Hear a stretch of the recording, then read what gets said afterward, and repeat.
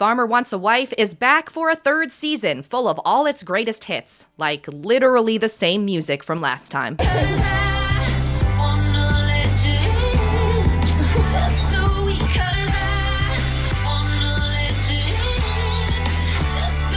And that's not all. This season's also got boots with dresses, men with cowboy hats who use them to hide when they're kissing, women fanning themselves when they think men are attractive, Dallas or Fort Worth, blondes, and repeating footage. I'm Lizzie Frizzle. Let's talk about TV. That's like my dream life, honestly. With two couples from last season still together, the US version of Farmer Wants a Wife is officially a success, and season 3 has the budget to prove it. The show has 6 barn rugs now. The premiere opens with a full season preview that spoils almost everyone who will make it past the first elimination, politely giving people their time back because now no one needs to watch the rest of this episode. After, we start meeting the latest crop of contestants. Karina, Julia, Tiana, Alex, Chelsea, Samantha, Lily, Olivia, Jackie, Haley, Hope, Grace, Mackenzie, Rebecca, Claire, Natalie, Chloe, Lindsay, Abby, Taylor, Christine, Kaylee, Bailey, Keely, Jordan, Rachel, Zoe, Vivian Lee, and Cassandra. This cast is the series' most diverse group yet. There are 2 redheads.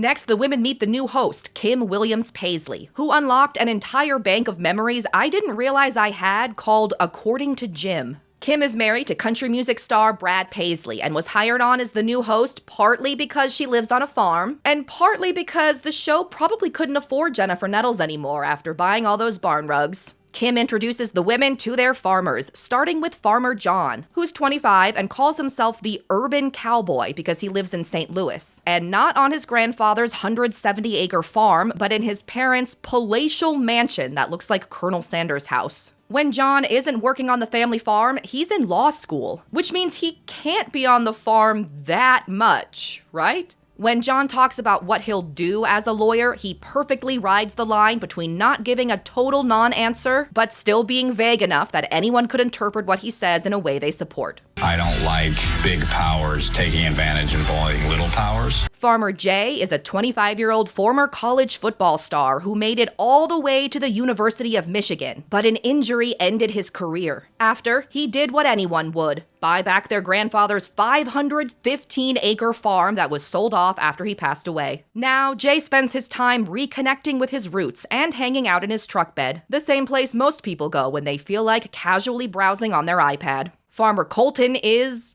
charming. Can I ask him if they have a felony? No. Okay.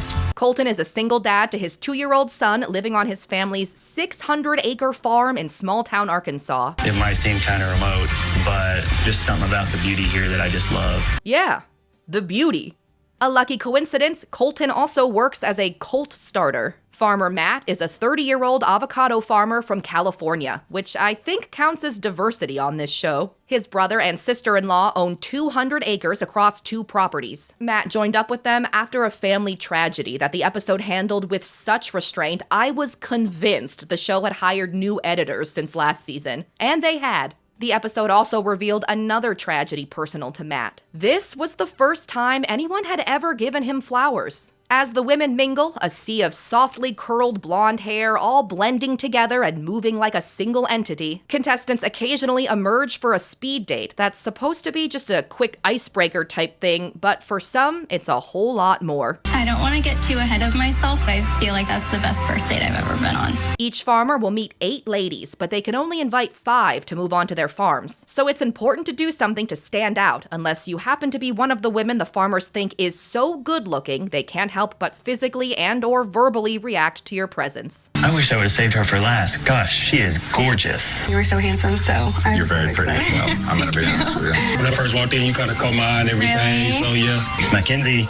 she's absolutely a smoke show. First of all, she just dropped it. Gorgeous. Yeah, I can already tell you right now, she's coming back. As for the rest of the contestants, some women, like Taylor, try to prove their agricultural aptitude. My favorite would be naming the pigs, like Lindsay Lohan, Kim Kardashian, Albert Einstein. Others share a talent, like Nashville-based singer Jordan, who performed a song for Farmer Matt that she just happened to release less than a week before this episode aired. A couple women are even willing to play, or maybe just be villains like Halle. As much as I love these girls, like, I'm definitely not afraid to do what I have to do and step on toes because I'm here to find love.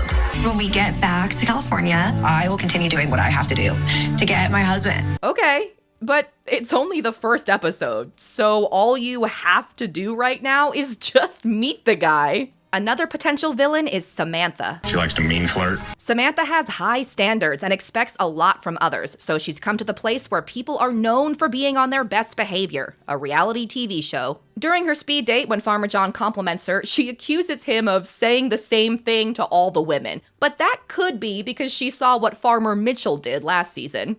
Beautiful. Thank you. Your eyes are beautiful. You got a beautiful smile. You're beautiful. I love her dress. Oh, you're so cute. Well, thank you. I do bottle service. I'm gonna interrupt you and just say how beautiful your eyes are right now. Thank you They're so paired much. With, your dress. Yeah. Thank you. You have great eyes. I have great eyes. Yeah. Can you tell Throw that in everyone? there real quick. No, I haven't told a soul. Later, Samantha worries that Missouri resident John might be a Kansas City Chiefs fan, only to find out something even worse. He doesn't care about football at all. Oh, no. Are you a big sports girl? I am a big sports girl. My whole family is Football? You might have to work on that. Not really. I was getting ripped for not liking sports.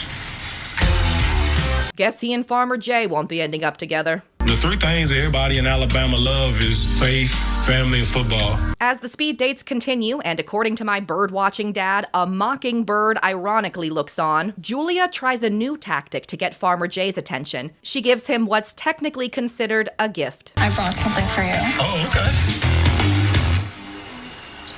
Oh, So it's a photo of me. yeah. Because even though I'm a city girl, I could still be a farmer and look the part. Despite Farmer Jay's belief that This is a family show. between Julia's present, another bikini and cowboy hat photo featured earlier, and the episode's title, DTF, Down to Farm, it seems like the show is trying to get a little more scandalous. This episode was almost as spicy as a mild Taco Bell sauce packet. But don't worry, it's still got plenty of Farmer Wants a Wife's signature awkwardness too, mostly thanks to Farmer Colton. You know, for the first time in my life, I am lost for words.